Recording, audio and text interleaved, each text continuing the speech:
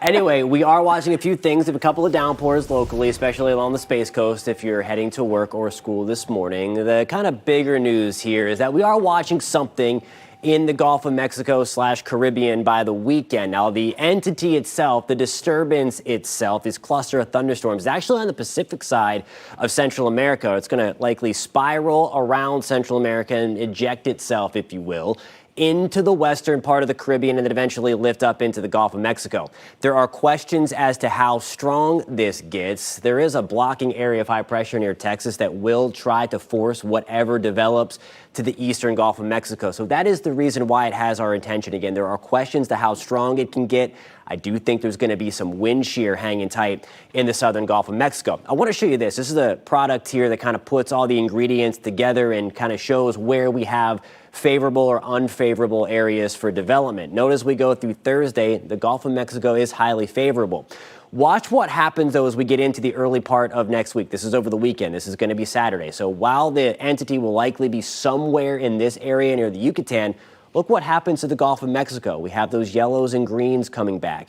I do think we are going to have a nice ribbon of wind shear here that system, if it tries to develop, is going to have to contend with. Again, wind shear helps to back off tropical development. It doesn't like that. It likes a nice, clear, clean environment. So there are some questions, again, as to how strong that could get. The American GFS just wants some tropical moisture surging in, which will be awesome because we do need some rain. It could help to cool us down a little bit. But again, we don't want this thing getting too rowdy. Other models, the European does want to be a little more aggressive with sending a system in, but this is the GFS rendition. There's a cold front that will also help to introduce some wind shear as it may lift up.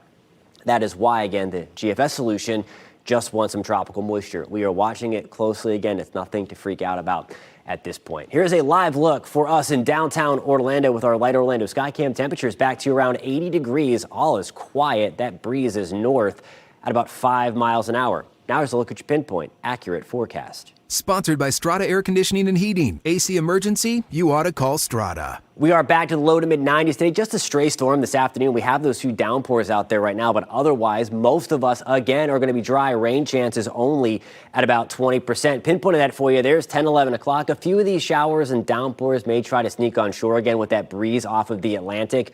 Otherwise, that's all I have for you. Again, once we get into tomorrow morning for the commute, may have a stray shower again right along the coast with that easterly breeze.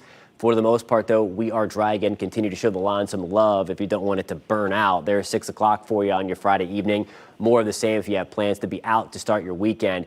Things are looking very dry. They are going to be looking very nice as well. Over the next several days in your pinpoint accurate 7-day forecast, there you go on today, tomorrow through the weekend. Rain chances really low. You'll notice the thermostat going up Saturday, Sunday, back to the upper 90s. Then we start to watch for tropical moisture to surge in again. Big questions remain about the strength. Please don't pay attention to some of those crazy model runs at this point. There's some limiting factors. We're at 95 on Monday, 95 on Tuesday. But again, the rain chance is what we're watching. It's very highly dependent on what becomes of that system we have our eyes on that will be in the Gulf by the weekend.